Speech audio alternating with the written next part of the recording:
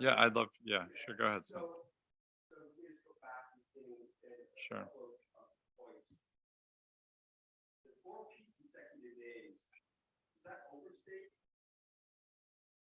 Is that,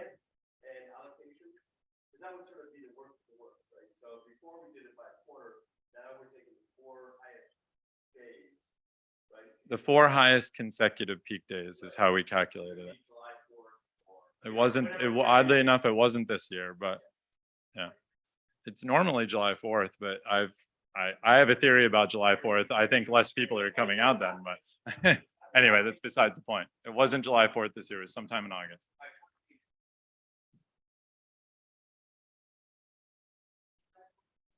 Yeah, it's same for him. We match kind of, yeah.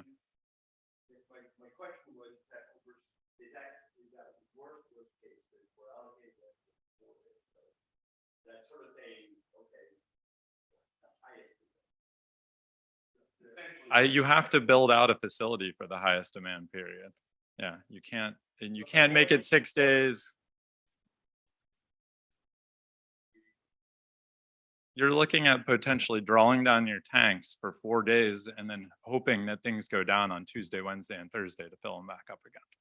That's what you're looking at doing. Yes. Yes. I've been there before. No.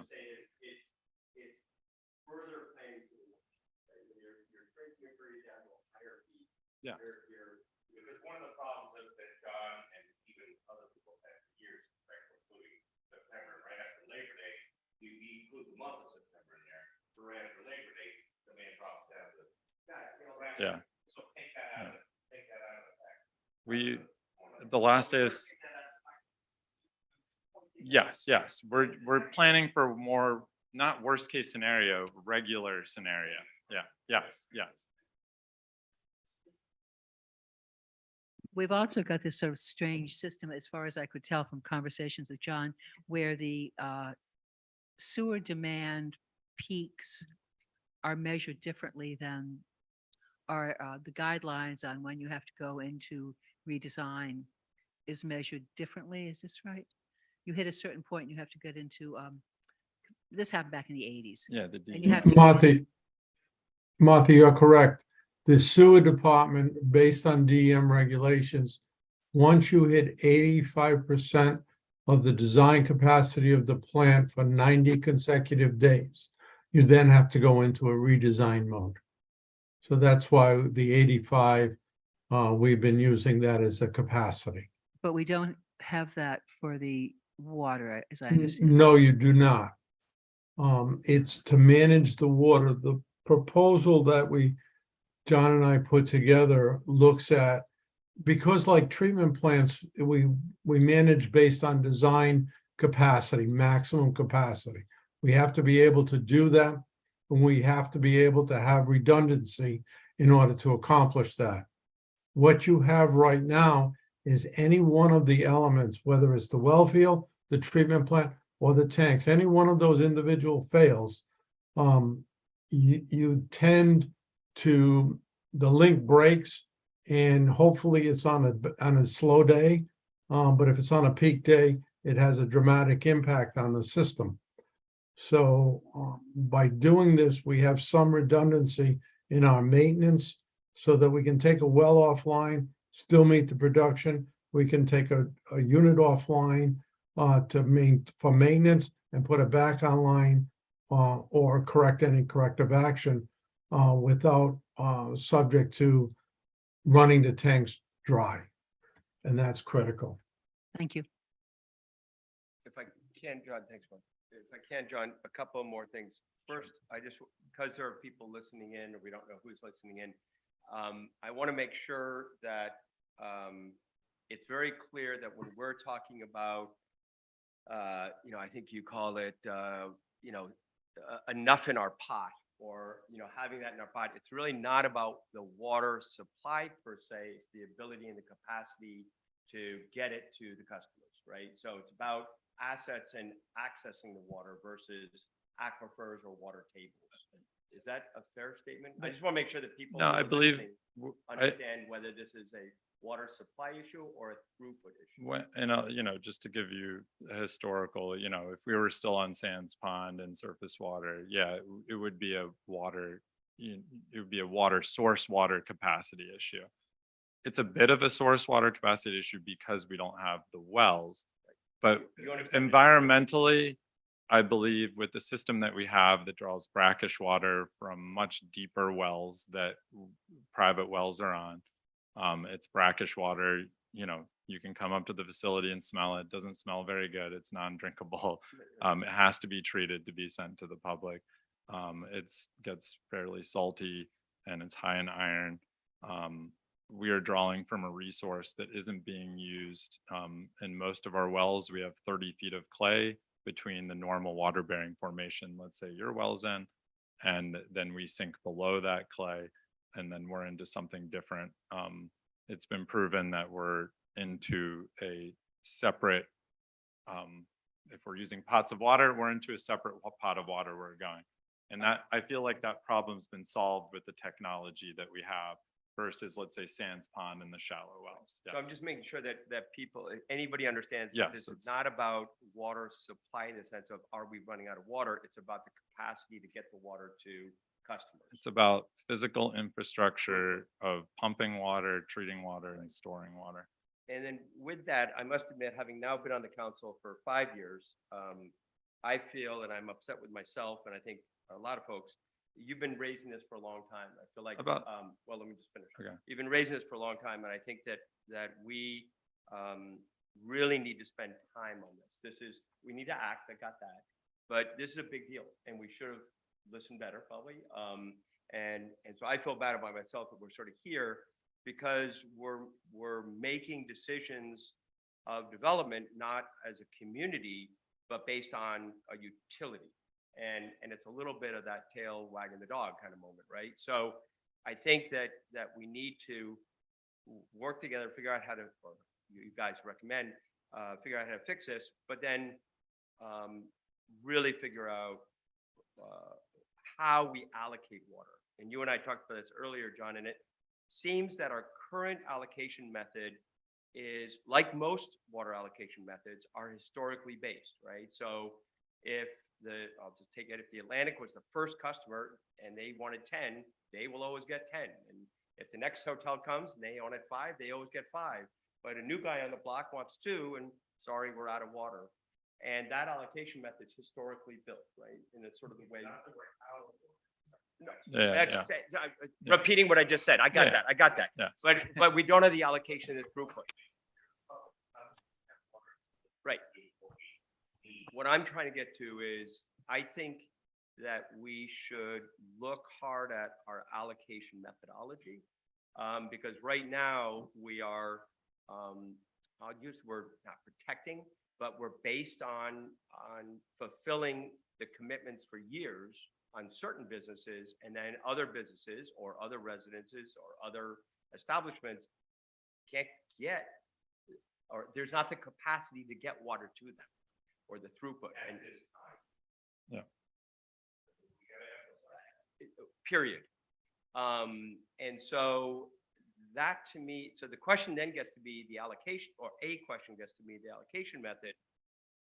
Right now, I'll just go back to the example, if the Atlantic was at 10, I know you're not on water, but I'm using the example, should they get 10 in the new allocation method, or should we give water to new people? And I think right now we're building historically up and saying for now, no, there is no more capacity or no more throughput. My question is, should we really look at allocation methodologies in this process?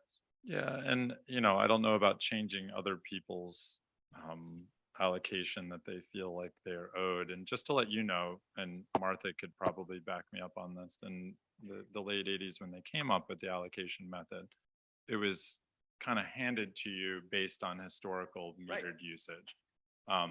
So the initial cut, if you were an existing water or sewer customer, it was like, you were granted when we started it. Now, then new people came on and they paid for the additional usage, and that helped pay for the contribution data construction.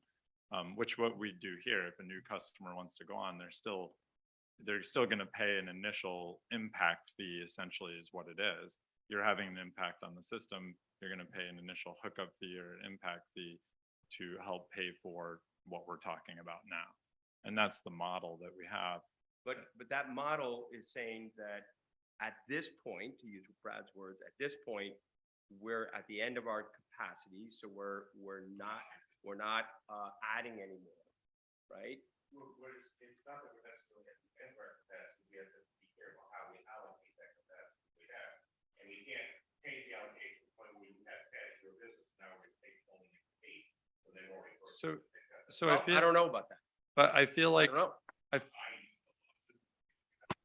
I feel like Jim and I have handled this a little bit in this memo by saying, you're gonna pay your penalty now. Because I got plenty of customers, it's That like, over. that are over and they're perennial overers, or they did a change of use of the property but didn't let us know. That's very common. I can think of several of those. Under our rules and regs, any new and increased use should come to us, but it's like policing, small plumbing fixtures in a building permit, right? Or an outdoor shower in a building permit. You can't go running around figuring out who's changing the use of their property, right? That can even happen from a year-round resident to a rental property. If a resident changes, that's a lot more usage. It can happen when a non-restaurant changes to a restaurant or back to something else. So removing, I think Jim and I have solved this a little by saying you're paying the penalty now. But that's There's a- no out thought to you buy were. more That's a existing cash allocation. discussion, I thought isn't you it? were. What's That's that? a cash discussion, not a water. Yeah, but They'll still you use hope water. that the penalty moves people to conserve. That's a large part of the allocation, is that penalties, you hope that penalties will and will help people conserve water to stay under that. That's the point. That's part of the whole allocation process. But historically too, if you were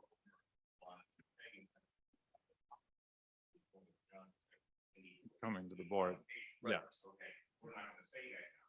You're gonna pay the penalty. you're paying the penalty. Because penalties on it, okay, unless there's, extenuating circumstances, so high rates or something like that, we still pay the penalties, we won't have to pay the interest fee or something like that, but,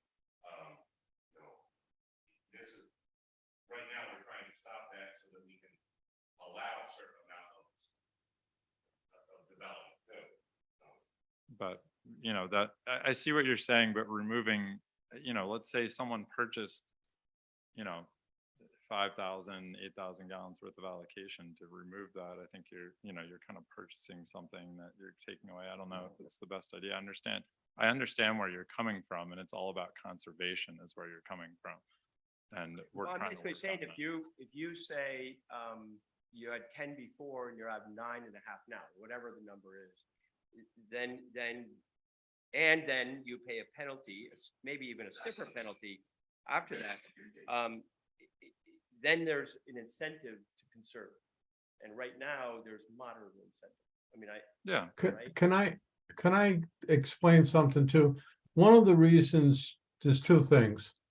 The allocation or contribution aid to construction and allocation was based upon those new users paying in and paying a capital asset. The water company, unlike the sewer department, had assessments.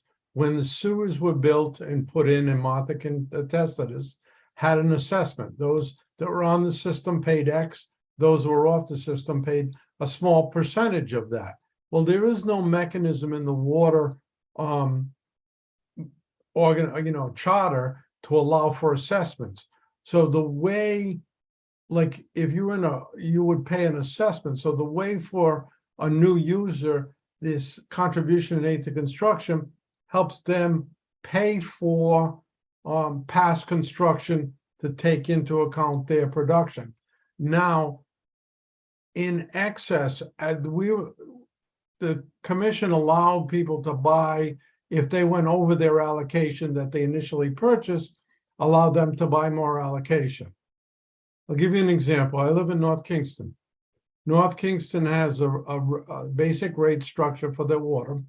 And once I go over that rate, once I go over a certain volume, I then pay an excess, a higher per cubic foot charge for that water consumption. So that's basically what we're establishing here.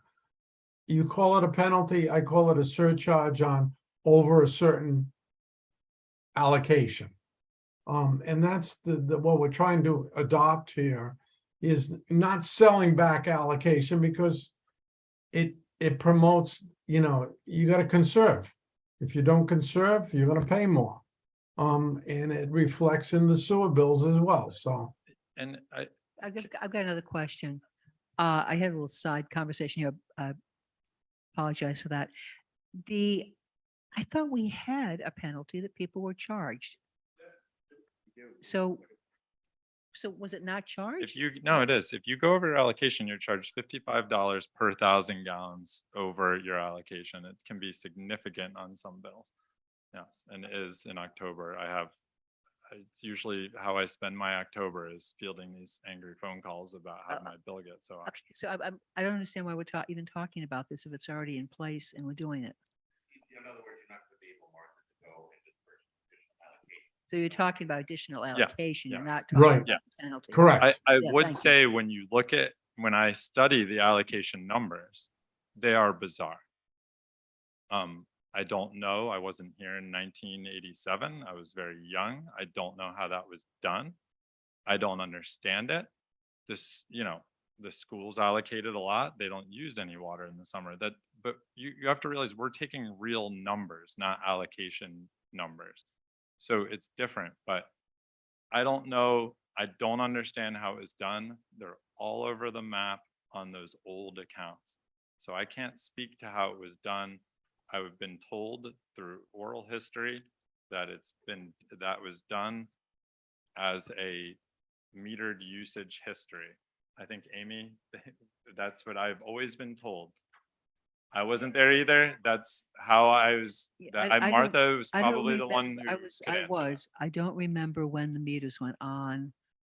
They did not have meters, neither water nor sewer had meters when we started. There was a really Byzantine methodology behind the billing. And I only remember it because I did the whole darn thing. And I'm not sure how far, Jim referenced, or John, the different payment on the sewer and the water. The town, just in case anybody listening isn't aware of this, the town built the sewer system in the 70s. The town bought an existing water company, which for all intents and purposes, it completely rebuilt over the next decade and a half. But there was a difference in how we went into this and a difference in the money that was available at the time. But we paid a couple $100,000, I think, for the water company. I honestly can't remember. It wasn't very much. Wasn't worth much. And I feel like the sewer was built to a certain capacity in planning. The water, we don't have much space. We don't have a lot of source water space. It's a whole different ballgame. And when it comes to water capacity, here we had the whole problem with Sands Pond in the 90s. It went dry. And so it's a whole different ballgame when it comes to it. But I feel like the sewer facility, because it was built, was sized appropriately. The water's kind of grown and changed over the years differently in a history. But anyway, The actual thing I really wanted to say that I completely slipped on was there wasn't a sewer district. There wasn't a sewer or water district. And the sewer district went in first and the water district was created after that even. And that ties in with the assessments and the billings and the, I can remember everything from the 80s. I don't remember yesterday, but the water district was created in 2000. It hasn't even been around for very long, if you think about it. Yeah. And we do have the ability to assess. It's in our enabling legislation, I believe. But, John, what do you view as having been the primary, or what are the primary drivers of the increase in consumption? That's a great question. The drivers are failing wells within the system. Is this kind of in order? I don't know. I would say failing wells within the system, I commonly get calls about well problems and can we go on town water? That's one. You know, commercial development takes large chunks of our apple. That's what's, you know, a little bit happened here with the Grove Inn, had a large allocation purchase. That was about 7,000 gallons. So that does drive it in big chunks. And when you only have, let's say, 10,000 left, 7,000 is a big amount of that. And, you know, there's been some residential development, but, you know, you have a subdivision that you had to deny that was 7 or 8 homes, I believe. That's a lot of water, but single families being built, you know, we have a request for a 3-bedroom home on right here across the pond.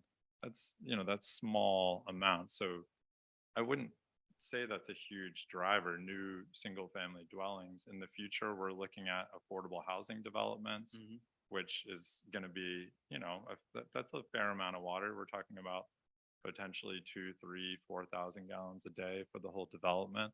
So that's also a driver right now. You know, public projects can be a driver depending on it. You know, the Thomas House isn't, you know, that's a few bedrooms. That's not a big driver behind it. As I say, for one home, I might have to run a unit for 60 more seconds. For a larger, I have to run it for hours, you know, to accommodate that water. So failing wells within the system, commercial development, some subdivision. Yeah, I mean, it's a, yeah. Yeah. Plan for request of business to go on, Right. that they don't want to be on the wait list, but, you know. Yeah, Yeah. there's been a lot of But isn't- inquiries on that, you know. So, so Redevelopment. I have a bunch of questions, but one of the things that just occurred to me is, if you have particular customers, and I don't know whether this is true, who routinely exceed their allocation, to what extent is paying the fine merely a way to get around the allocation model and a cost of doing business? You know, like That's a model. That's a model, and I believe, And then how do you plan for that? well, You it's, know, like, yes, it's hard and difficult, but I believe I don't know what the calculation is now because we're changing, you know, and maybe we need to reassess what our penalties are as well. But it used to be when allocation was kind of in the $11 and you have 55 per 1,000, the math worked out to basically over 2 years, you should have just bought allocation. So when someone's perennially going over, you know, over 6 years, I mean, financially, it actually works out for the utility better. You know, over the 10 years, if they do it 10 years in a row, they could have bought allocation numerous times over. But I is guess the in point. terms of planning, when at the end In of the planning, day- it's very difficult. At Yeah. the end of the day, if one of the things we're called upon as the town council to do is to decide how much to invest, you know, what's the appropriate amount for the town to invest in this utility? And I get it. I mean, we've all voted for public support of these things on the town side, but these are interesting questions that get raised. Like, are we is at least a component of our expanded capacity designed to make sure that that commercial users don't go over their allocation? Could I address that, John? I would like to address that because in John's calculation for the 4 consecutive days, remember allocation, or let's call it request for additional allocation, is already counted in that annual consumption. Okay, so we have during the 4 consecutive days, if company A or building A went over their allocation, that was factored in on those 4 days. So we're designing this to upgrade for several reasons. One, the demand on the system for new users, whether they be commercial or projects that the town wants to develop internal to the water district. And we want to look at redundancy because right now, any one of the elements fail, we're not going to meet the demand. So it's a combination, but the allocation, if you've exceeded your allocation, it is included in this year's flows. Correct, John? That's correct. You know, and it's a question I answer a lot.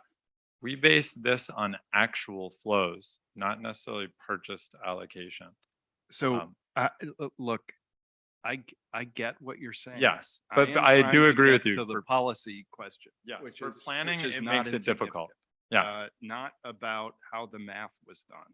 No, for but planning, about when how you people are break under break this allocated, down For planning and finance. yeah, when people are under allocated, it makes it, this is, allocation's a planning tool. But when people perennially go over, it makes it very difficult to, yes, I Right. do agree with you, and it's a frustration of mine. In fact, I spent a number of years reaching out to customers that were under allocated perennially and saying, hey, you know, Yeah. you might want to think, yeah, but not, I reached out to tons of customers and saying, hey, you know, this is what's going on with your account. Maybe it's time to start buying it. And not everyone, I can't force someone to write me a check necessarily like that. And they pay the $55 per thousand. So does this argue either via rate structure or change in allocation, for either or both, a sort of total relook at the allocation model and or a total relook at rate making? You know what I mean? think Because- both. I think both, absolutely both. I think this, after thinking about this for a long time, after year, I've wanted to improve on it. And this year we're Right. starting. And I do feel like if and when there is additional allocation made, I think we need to relook at how we allocate these to different kinds of customer classes, I'd call them. Right. Whether it's affordable housing, public. And one thing that I've said in the past, and I'll say it again now, the percentage base doesn't work. If you have 100 gallons, right? And then private buys 99% of, or 99 gallons, the public end isn't left with anything. And that's kind of what's happened here over the years. I don't know who came up with that, but a percentage base, it needs to be locked in on number of gallons, not percentage base. Because what's happened here is that Sure. the private is eaten up and it's recalculated every year. So that's why public is left with 455 gallons per day. When the Grove Inn purchases 7,000, Right. that gets reallocated at 25% after that purchase and dwindles Right. down the public. Yeah. That needs to It's change. interesting. No, No. no, that needs to change. If we're understand. making a big pot of water available, correct? We need to take that and say, there are X amount of users that are existing within the system, right? We need to allocate a certain amount of gallons for that. We need to plan differently now. Right. This percentage-based stuff doesn't work and it's dwindled down over years and it just doesn't work. It's something I've been pointing out for a while. And yes, I believe the rate structure needs to change. Jim brought up increasing block rates. That's probably something we're going to look at. We just changed our rate structure to do something we could do, and which was make the rate structure follow our flows at Right. least, and not do this quarterly basis, because our flows in September are different than July and August, but we had the same rate. Thank you, Jeff Wright, because Jeff Wright went into that model and I went, I whoa. was you know, just my about light to bulb say, bulb went out. it's and very wait, similar to peaking electricity demand, you know? Exact same thing. Yeah. But now we're starting to look at, and Amy and I've started looking at increasing block rates. So Right. let's say you use over 50,000, like Jim was saying, you're charged more per gallon. For a higher user would be charged more per gallon, Right. because they're putting the demand on the system that's creating our demand problem essentially right now. So as you know, you and I were talking recently, and I was saying, you know, in some respects, part of this question is, okay, we go to financial town meeting with, you know, a 7-figure bond, you know,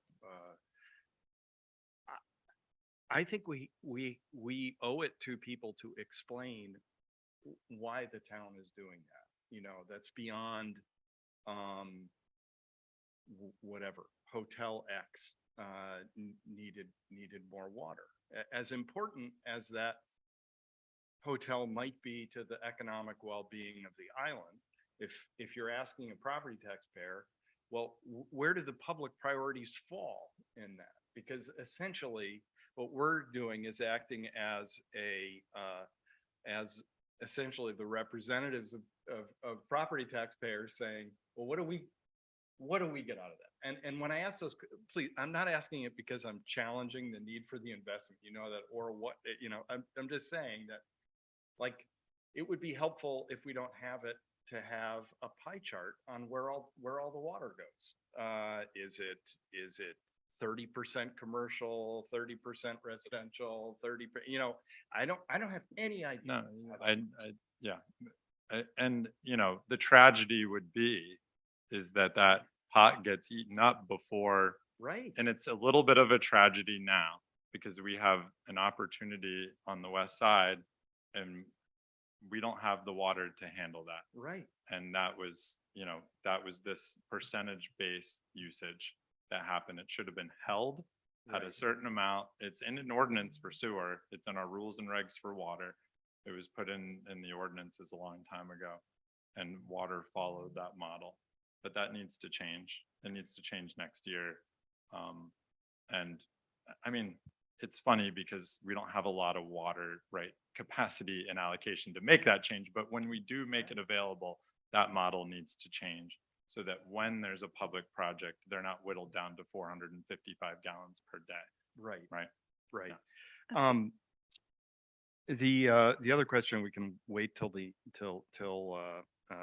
Dylan wants to speak or is ready to speak, and that is, this is a, you know, fundamentally binary, right? Because the water comes out of the water company and then goes into the sewer. So I mean, I want to make sure that we're not that we have a very clear picture of what the sewer capacity is, what the likely upgrades are necessary. It's more you than know, binary. You know, It's more than binary. The yeah. more water we make, the more water I give to him. right. So it's actually Oh, a little bit because you- exponential. yeah, because you have So, the- yeah, you yeah, have to right. consider that. Yeah, Yeah. that's a good point. So, yeah, the more, yeah.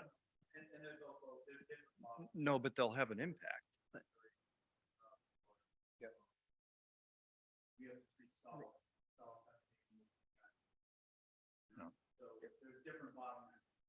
No, I understand, but it would be really helpful as part of this conversation to have a sense of what the long-term capital needs are gonna be for improving the water treatment facility. That's essential. Okay, I've got a question. It's kind of, we keep talking about these things, but what are we looking at as, what is the immediate action? What is the findings of fact, if you will? What is there a time frame? Is there a proposed moratorium? What are we actually talking about here? I mean, our time frame for these actions, is that what you're asking? No, well, I'm asking the whole thing. What, I may be jumping to the end of the conversation already, but Okay, uh, that's fine. I'm not getting much more of a hand on, I apologize, I've been through this with all of these groups before. And where is this going? What is the time frame? What is the progression? Who's going to work on rate structure? Are you revisiting the base rate of payback on a bond versus the rate of payback on the actual operating cost of the system, the way the sewer was initially? And because water wasn't, is that something There's to a be lot of revisited? questions there. Well, well, Um, yeah, there are. No, a no, lot I of know, I questions. know, but I'm trying to So take we- one we- at a we have time here. Well, I'm actually asking more about a time frame and what, as if we just say, oh, fine, do this now, we're gonna be back here a year from now talking about the same thing. Yes. Yeah. All right, yeah, time frame completion to 2025. Jim and I are taking an approach, just to let you know, Jim and I are taking an approach that there are certain components that will move faster than others potentially. A tank is a little bit more plug and play. We'd like to separate this out into 3 different bids if this all happens. So a tank could go up faster. You might be able to have a little bit more leeway with a larger capacity, right? Then if, you know, the wells might be able to go in. We're not sure how, when you let these go, how they're going to start developing over a time period. But Jim and I do believe by summer 2025, if everything goes correctly, that we could be commissioning all these projects, tank, treatment, and wells will all be in place by summer 2025. Will there be a tank there sooner? There could be a tank there sooner. So those are the questions. So, so John, you and I talked earlier today, and I think this is not a simple meeting. I mean, we can decide what we have to decide, but, No. but there are a whole lot of moving pieces that you've talked about for a long time. And that was my comment earlier about being upset at myself. It seems allocation and rate are important, but as Jim said, the allocation method's sort of actually based on the 4-day peak, which is the reality of what people have been using, right? So the allocation numbers are one thing, but you've been actually using this, so we're really planning, or quote unquote, we're budgeting on that, which means planning is sort of out the window, right? Until you realize what they use, and then you have to reset. So I guess my question is, how do we get the working pieces of this under management?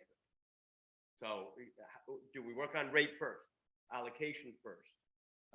Obviously there's some asset pieces, but you fix the assets, to your comment, you're going to be here down the road.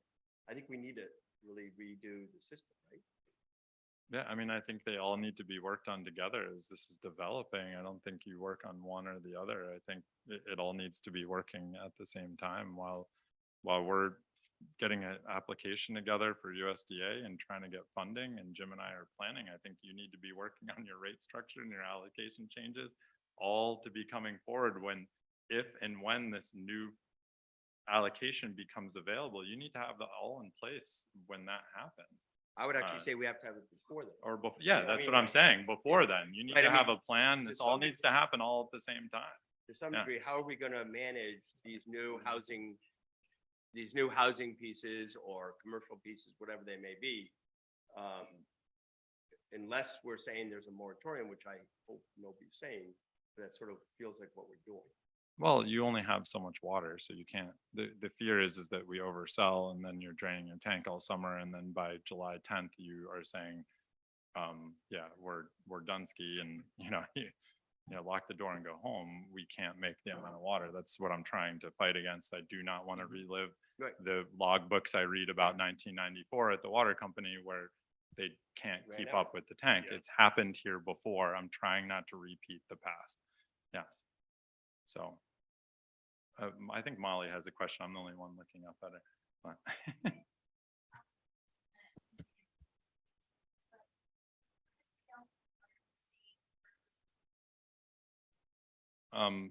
currently they are, yes. We have a rate structure. It's complicated. There's a few different charges. So we call it the monthly infrastructure fee. That's based on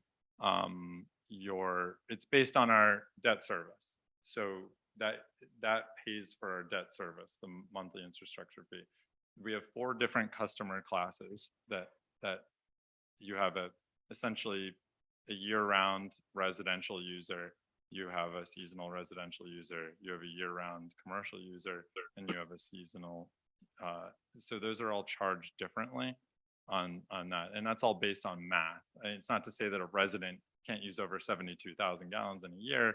Sometimes happens, and it does, and they get charged more. So it's really based on how much your demand on the system and when that is happening. So those are all different numbers. What you're actually being charged per gallon is the same, whoever you are, depending on the time of year. Yeah. It's the additional fees, yes.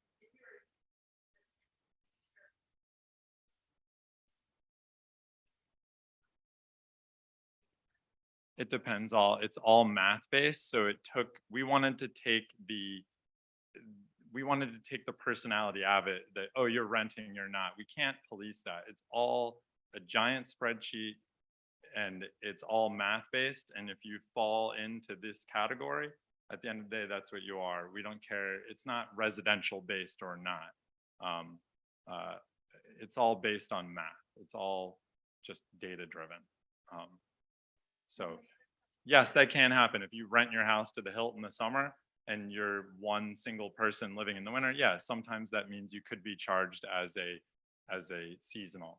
It's based on demand when, yeah, it's based on this tipping point of 65% and 72,000 gallons, yes.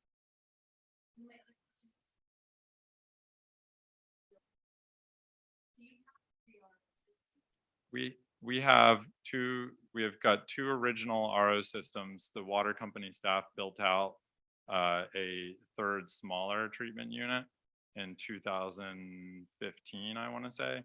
We currently are adding 2 pressure vessels to make that a redundant unit to the other units. Because essentially where we're at now is that 1 and 3 or 2 and 3 can't keep up with it. We need to be able to take these offline. They explode. That happens. It's 200 PSI. That happens. They need to be out for a day. It usually happens once a year. You just hope it doesn't happen in summer. B, they need maintenance. You need to take them apart. You need to change filters. You need them to be out of service for a length of time, no matter what. So what we're doing this year, since we're rounding that end of where RO 1 and 3, let's say a big unit, small unit can't keep up with it, we're building it out to be fully redundant so that we can take, let's say, one of the units offline, do a maintenance on it for half a day, but not lose ground in the tank. Currently, that would be the case this next year. 3 fully redundant treatment units, yes, that do about 65. Yeah, we will, yeah. Instead of 2.5, essentially, yes, yes. Good question. Yeah. Could I ask a question about the memo? I just didn't understand this number. And there's a paragraph on the second page, I think it is, contribution and aid to construction for the 2023 allocation. The concluding sentence is any request over 20,000 gallons for the third quarter subject to special cost what is that? So in our rules and regs, and I believe it's also in the sewer ordinance as well, which a lot of the water regs followed. And a lot of the sewer stuff's in a town ordinance and a lot of the water stuff's in our rules and regs. Right. So anything over 20,000 gallons for the third quarter, which really isn't that much. I can't speak to where that number came from, but if it goes over that, then the commission can assess special cost considerations. We went over some math for these projects that we're talking about now with Molly about RO3, what the costs are for replacing some smaller capital projects that we're taking on. And we came up with, I believe it's around $6. So anything over 20,000 is charged an additional gallon per day fee on that hookup fee or allocation fee or impact fee or assessment, whatever you want to call it, an allocation charge. So if you're using over 20,000, you get an additional fee to help pay for some of these things we're currently doing in the system, like this year. Yeah, which is replacing a well, ROs, I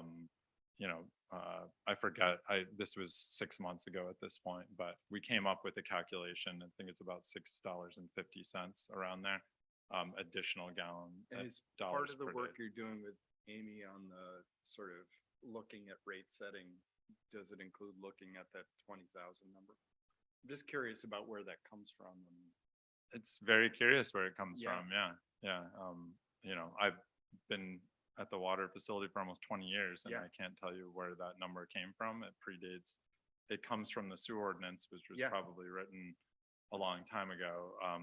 It's bizarre because actually per capita water usage has come down a little bit and like a Yeah. residence because of high efficiency washing Sure. machines and all Yeah. that. So I don't know where the 20,000 gallons came from. A 3 to 4 bedroom home has to pay that. Yeah. So it's, you'd think it would be maybe a little bit more. I can't say whether someone threw something at a dart Yeah, or just- a dart at a board. I don't know where that came from. And I don't think I could ever find where that just- came from. It just strikes me that wherever there's a number that triggers a charge, that ought to be a part of the discussion of this, overall. Should sort a of rate single, structure. should a 3-bedroom home be charged a special assessment is a And maybe great the answer question. is I know. yes. Maybe it's yes, most requests do fall over 20,000. Yeah. units, Yeah. I'd say about 75% of them Mhm. do. Yeah.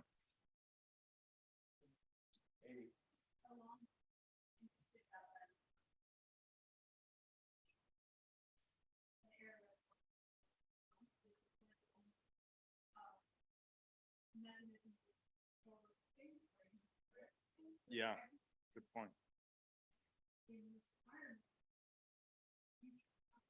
Right.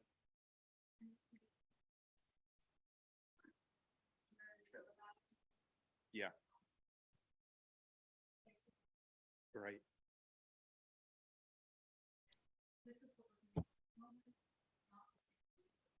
That's kind of what drew my eye. Yeah. Yeah. Or- No, or peak days. No. So therefore you get more.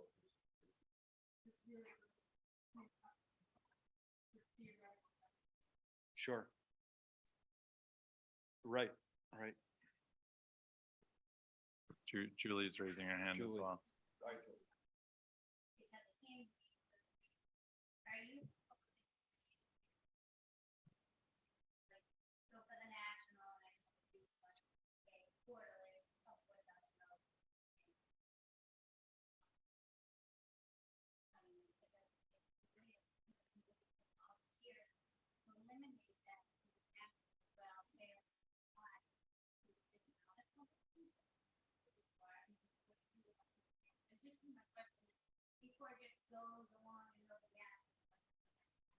Yes.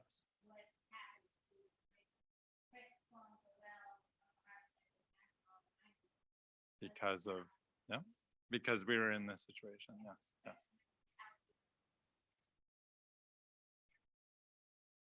Yeah. Yes, yeah. The answer is we can't handle the Harborside and the national water consumption in July and August. That's the answer. It's not responsible for us to charge you that when we can't do it. I'm not gonna sit here and go, oh yeah, and then charge you whatever $1,000 a year and then not be able to do it. It's an annual service fee. We no longer can handle that. I have said, what you need to do is become resilient and redundant like I do. You need to have a well pump sitting there ready to go. That's my job. That's what I have to do as a water system. You're also a water system. You need to have that. I would look into getting a small generator to run that pump as well. These are the things that we are regulated to do at the water company. But yeah, our capacity can't handle that. Yeah.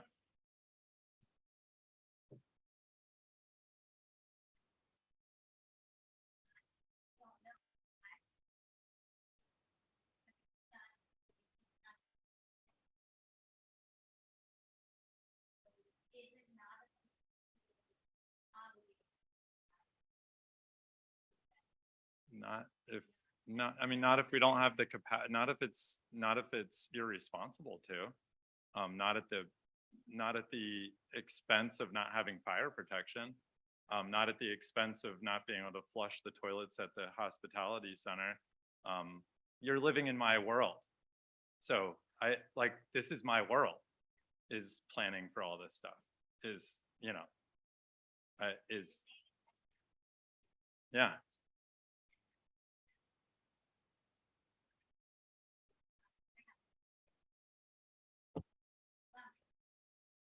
Yeah. Yes, yeah. We've had well pumps go down and we've survived somehow. I've had everything happen and somehow I've kept the water on. You don't have as big as tanks as we do. That's part of the problem. Yeah, we can have some buffering capacity. Your tanks are very small, so you run out of water very fast. We are also getting into that scenario as well. When our well pumps have failed in the past, I had a day to fix it. I don't have that luxury anymore. So potential change to that fourth bullet of standby to make it, you know, that the standby for X hours or basically that emergency flyover? So, something that I've thought about is saying, hey, don't charge them any money, but shoulder season use is fine. We'll take your water usage if we want to, but on top of it, we understand and we're not gonna charge you that standby fee, but you're welcome to go on off peak times, basically.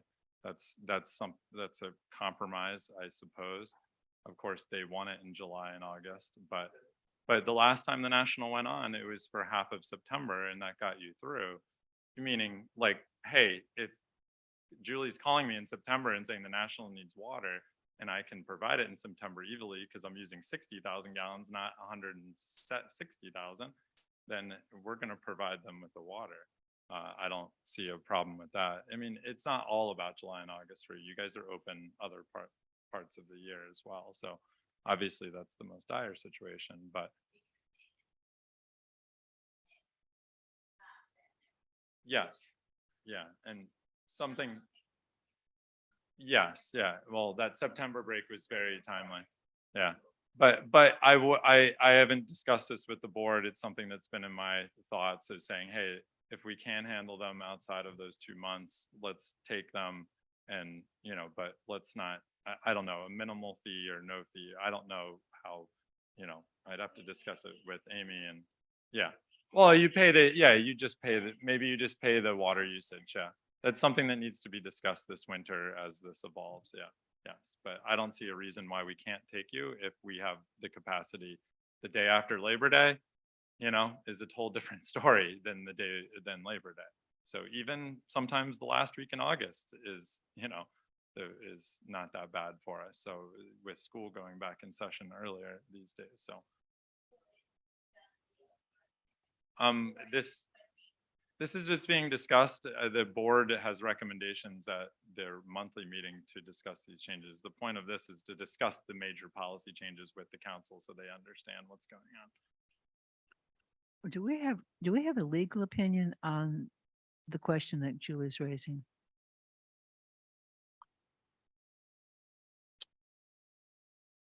So unfortunately, Julie isn't using a mic, so I can't hear the exact Okay, well, question Julie, she's the question that asking. Julie was asking was, are we considered a public utility to the extent, is the water company considered a public utility to the extent that it has to provide water if something happens?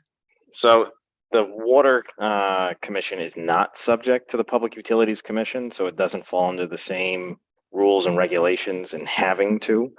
There was a recent legislative change, and whether that recent legislative change applies to the Water Commission is an open question. It was, at least from a debate standpoint, when the legislation was passed, seemed to apply to those utilities that were subject to the Public Utilities Commission.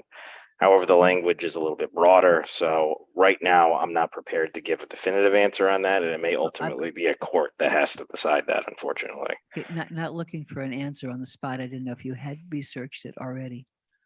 So It's been on my mind. can I also speak about this, about the standby customer thing? I have been fighting to keep standby customers since I took over this job with the Department of Health. This is the only place that it's allowed.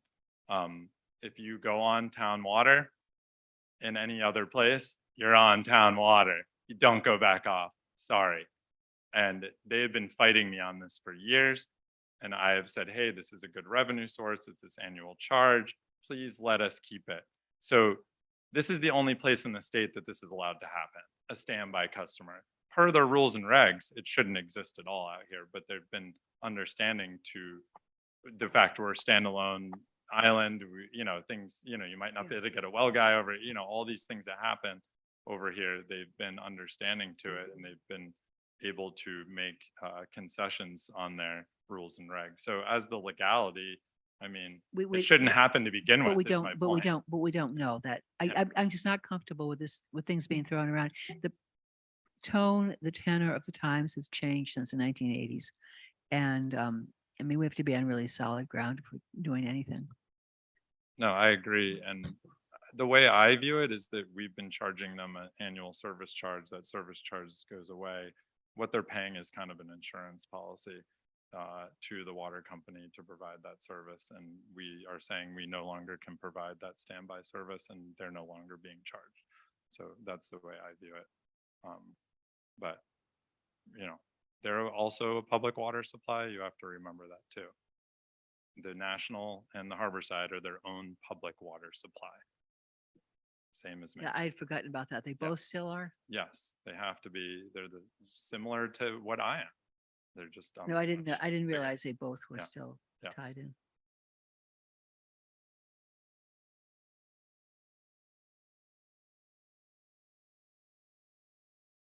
John, from a town point of view, what do we need? What can we do today versus how do we help address some of these pretty large planning questions? Very large. You could clone me first if you wanted to. Forget Because that. I don't know how I'm Forget it gonna build already. an RO, do a USDA application, plan for this, come up with a new rate structure, new allocation thing in one winter, to be honest with you. I have no clue how I'm gonna accomplish all these projects in one. I am physically building the reverse osmosis unit as we speak with my hands. And I'm the only one who knows how to do it. So I mean, I don't know. Amy's starting to help me with the rates stuff, which can happen over this winter, but there's a lot of big questions to answer. And, I have Amy, I have Jim helping, and those are two large components to this. I have worked with them for years and I trust their opinion. I think they're both well-versed in these spheres that we're dealing with, but, it's not going to be easy. And as I say, I'm only one person. I have felt a little bit alone on this issue. Today, I'm feeling a little bit more surrounded by some other ideas, but I can't also be the only one coming up with ideas here. It's so fire radio. Ideas are good. I appreciate all your guys' questions and your ideas. I do a lot of thinking about this, but my thoughts aren't always going to be correct. And I need other opinions and people to bounce ideas off of and people to read this memo and tell me what they think about it. That's what I need currently. And I need Amy's help and I need Jim's help to facilitate the engineering side and the financial end of this proposal. His proposal is not something you can follow yet, you don't need to work on.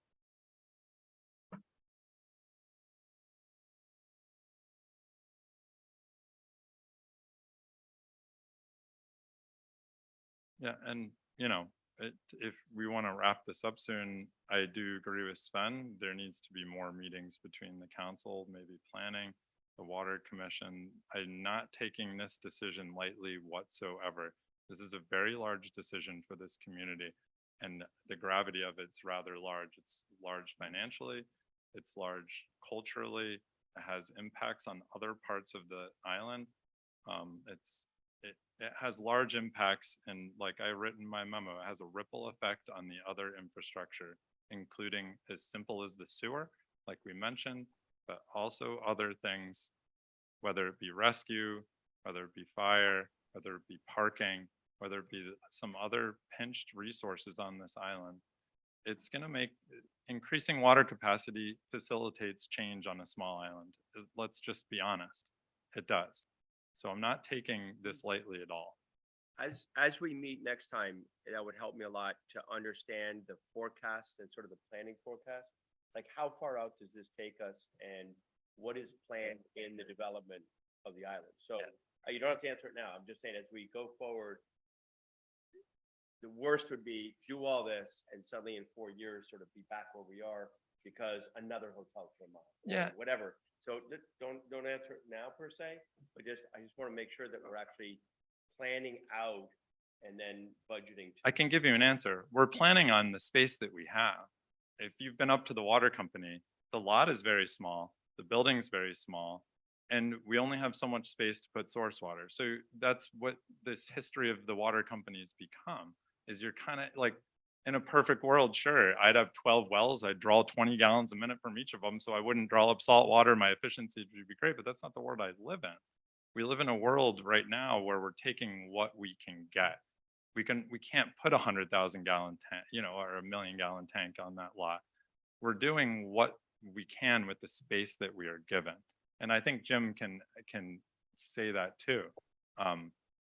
We do have a we- lot of constraints is the point to Yeah. space, and it's mostly to do with space and real estate and spatial resources. So we're doing what we can with the space that we have.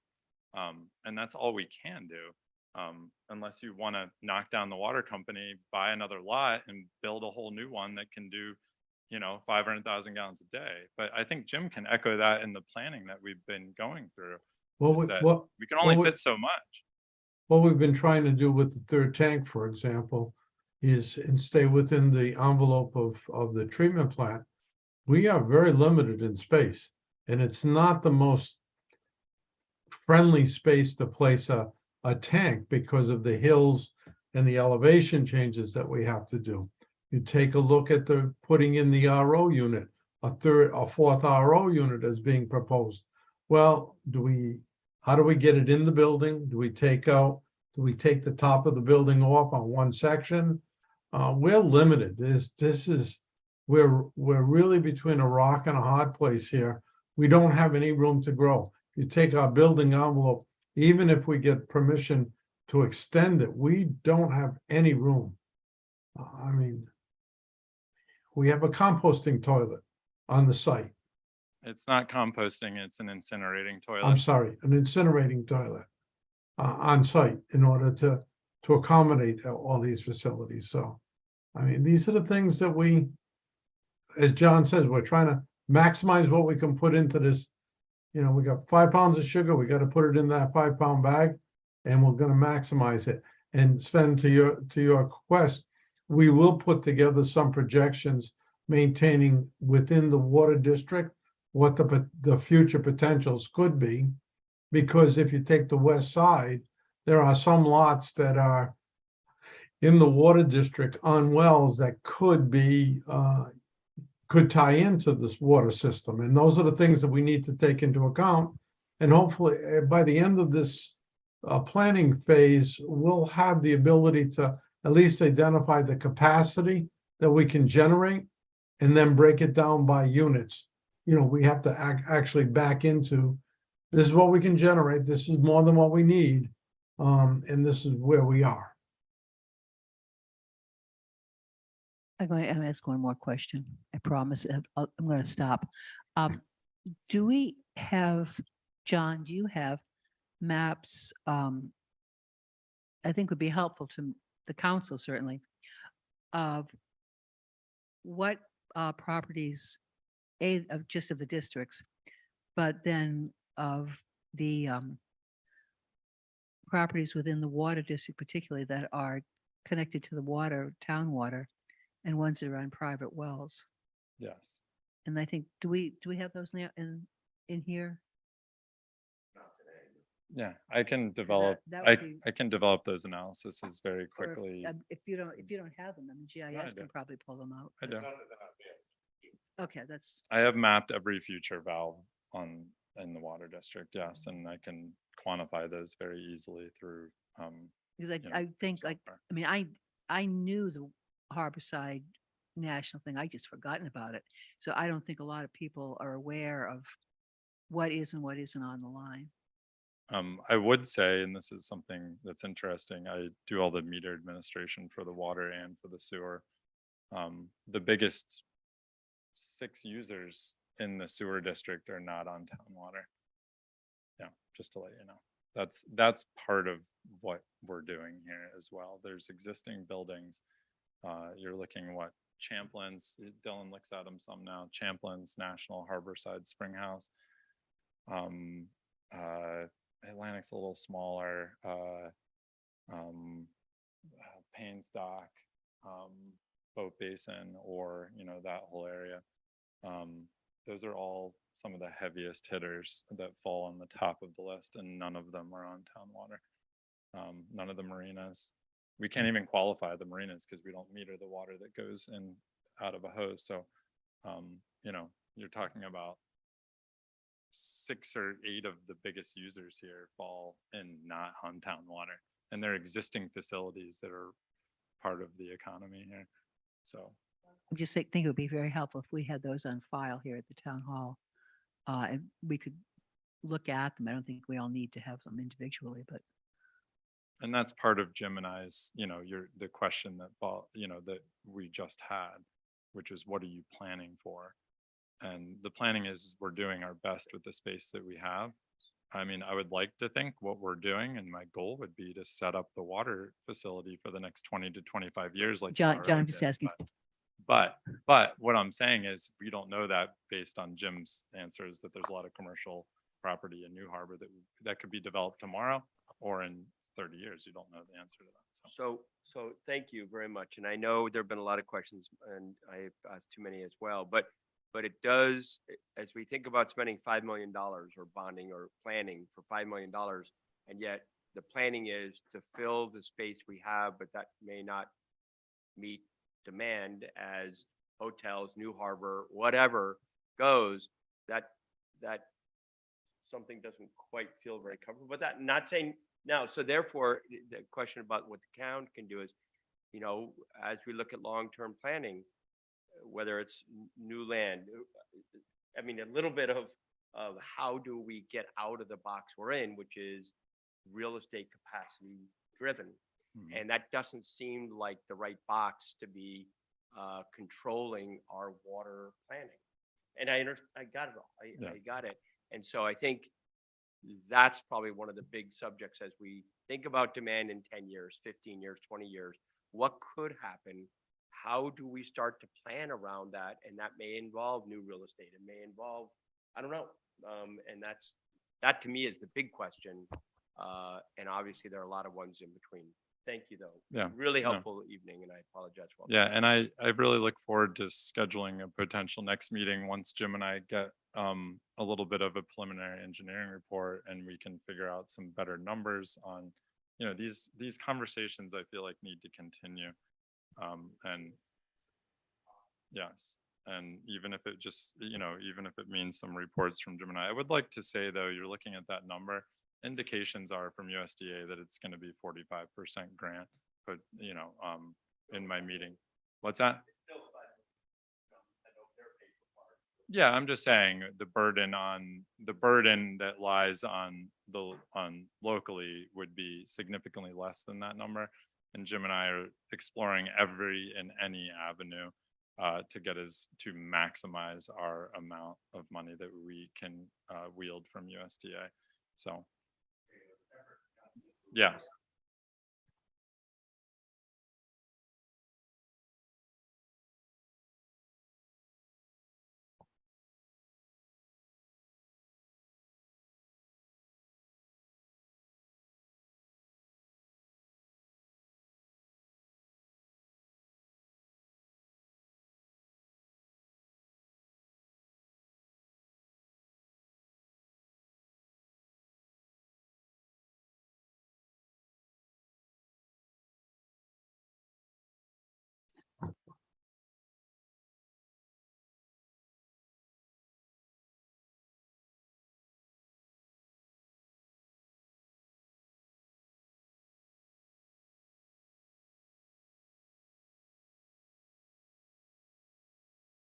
Dylan, I can't hear you if you're talking. I'm sorry.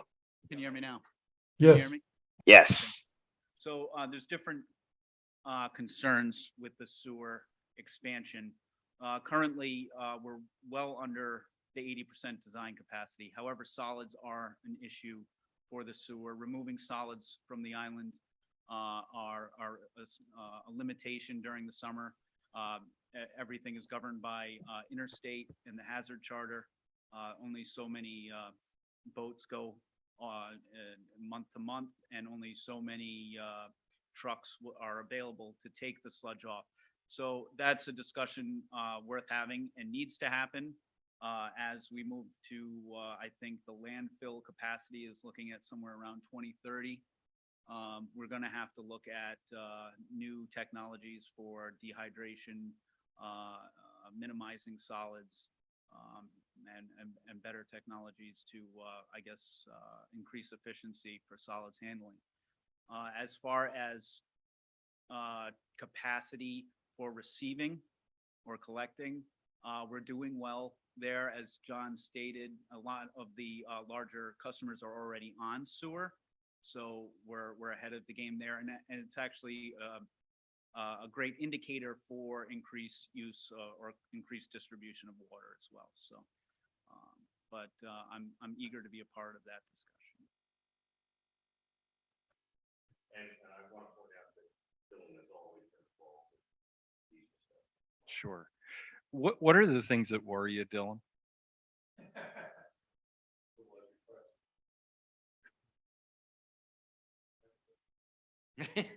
I think we heard. Well, as stated, as already stated, the solids issue is of primary concern. Currently, we have we had one bidder for the last solids handling contract. I was encouraged to hear that Sean from Firm does have a new driver off island, which may entice him to bid on the next contract. However, the limitations for, again, removing solids from the island are my primary concern. So how does that work? The solids get loaded into a particular trailer. There's a There's a 30, there's a 30-yard sludge box. Yeah. 30-yard container that's filled with the solids from treatment. And then it's removed via truck on a hazard charter. Yep. By interstate. And then it's disposed of in the landfill. Rhode Island Resource Recovery. Gotcha. Yeah. Yeah, Dylan, just because last time we were here, there was a lot of work that was approved and done down on Ocean Avenue. How did all that go? And what's the status? That's an excellent question. This is actually included in my report. If you'll bear with me, I have some numbers for you. I'm sorry.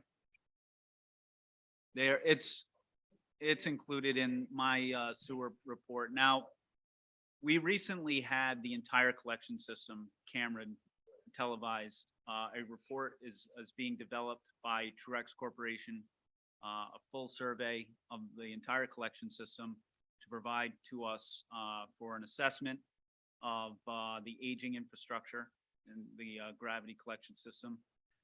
And that will be forthcoming, I believe, within the next month. I believe they're finalizing that. The good news is that there was nothing obvious during the cammering and cleaning this time around, and everything was looked at very closely. Some numbers that I was pleased to see. September and October of 2021, gallons treated, for instance, in September of 2021 was 41% greater than total gallons billed. October total gallons treated was 24% greater than total gallons billed.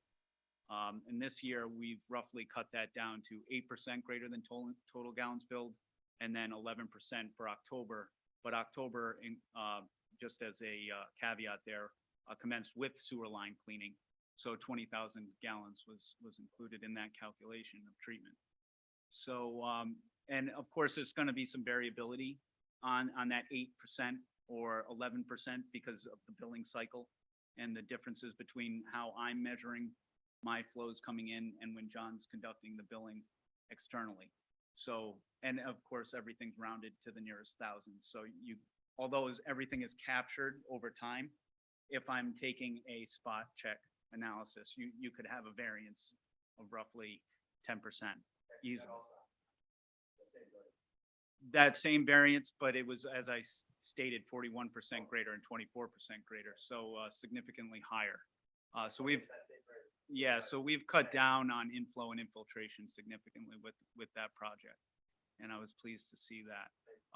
And that quantifies to roughly, about a 400 to 500,000 gallons per month. which is quite significant. Yes. It did. Yeah, and that is roughly what, that is what contributed to the reduction in INI. That's correct.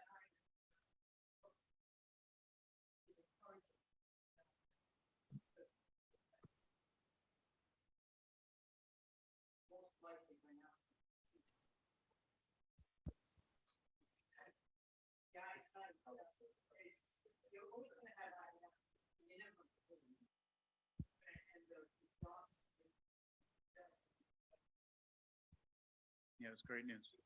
Yeah.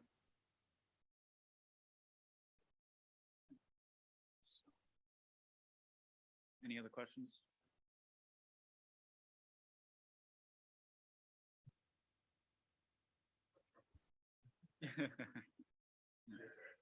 Yeah.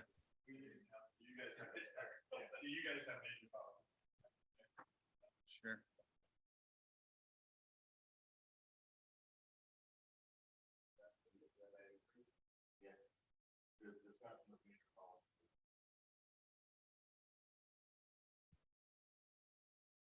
Well, I don't know, maybe this is a matter of mutual concern, so I don't want to jump ahead, but to me, getting to a firm number, you know, in some respects, the in quotes, easy thing to do is to say, yes, we need this investment.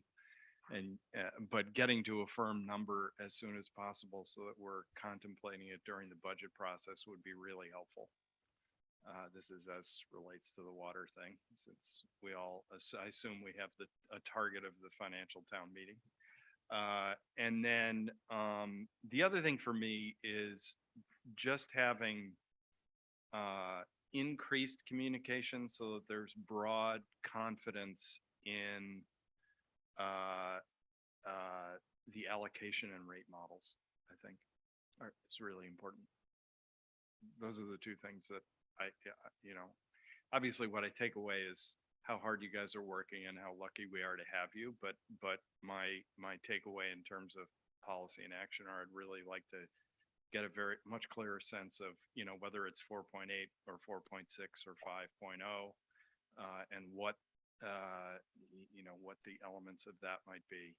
And then, I mean, I think this rate setting and allocation, et cetera, is an important step toward understanding that these water decisions are fundamentally planning decisions, right? I mean, when you really sort of get right down to it, you know, it's like, well, except that it is, Martha. I know that's not how it was, but the truth is, when we add capacity, when we add water capacity, we need to know what the allocation is, because we're making a planning decision about what we think the water district ought to look like. I meant planning and zoning isn't supposed to be based on water and sewer. It's supposed to be standalone. I wasn't talking about Oh, not I'm not sorry, I doing that. misunderstood. I misspoke too. We gotta get better at this, Keith. I know, I really do. I think the, It's a process. I think the one thing that I wouldn't say it's a policy change. I would say it's an approach change. And I'm going to use housing as the example. I think there's been a lot of discussion around what is the demand for housing, whether it's rental or purchase. And I think that, to me, is the most important thing. We got to figure out whether it's 4.6 or 4.8. We have to figure out how much we can put on the land. We got to, you know, all that. But in reality, as we look at the island over the next 10, 15 years, what is the forecast for water? What is the forecast for sewer? So you can start, you can all start planning, right? And maybe there's a bigger question, which I think Keith and many others want to tackle, is what do we want the island to look like? That may give a certain direction to it, but to a great degree, and I don't mean this the wrong way, land should not be dictating what our planning, what our forecasting is. It should be, what do we expect demand to be? Then how do we meet that demand? And if we can't meet that demand, whether it's buying new land or we just say no, But that, I just want to make sure, and I think that affects both sewer and water. And it's a very, I don't want to keep it theoretical and conceptual. I mean, it's a very real number. And much like, let's not go out and build 50 houses if we only have 30 people to rent them. And I make that as a quick aside. I don't know what the numbers are, but I just want to make sure that we really start to take a look at that long-term number. And I think we all agree. Thank you.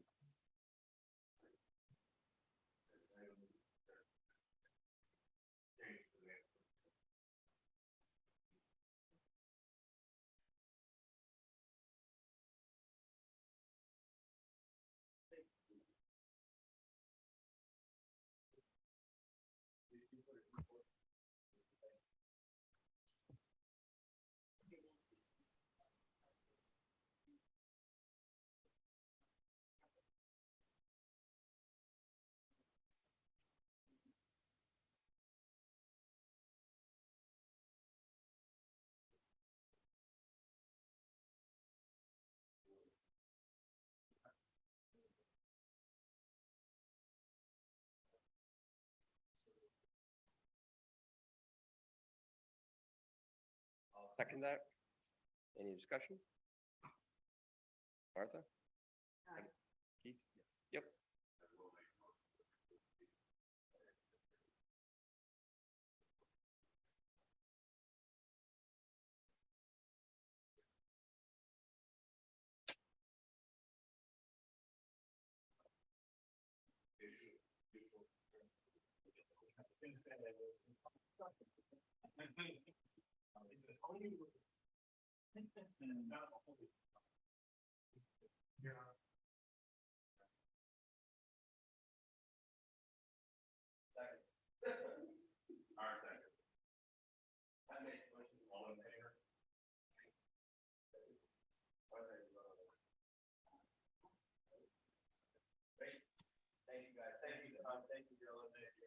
Thank you.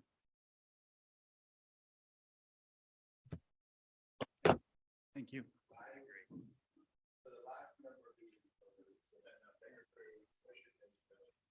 So I think I heard the meeting adjourned. Did I get that right? I couldn't hear it. Thank you. I couldn't hear it. But so I guess before I leave to the next one, I have another engagement that starts at 6 downstairs in the building that I'm in. Do we want to try to consolidate as much as we can for the next meeting? I'll need someone to speak into the mic, otherwise I won't know. Yeah, David, let's get moving into the next, here, so All right. sign out and then. Yeah, I let them know I'll be a little late, but yeah, just putting it back on everyone's radar. See you in a sec. Okay, sign out and then sign in, right? Right. Okay. James, good to see you. Bye-bye.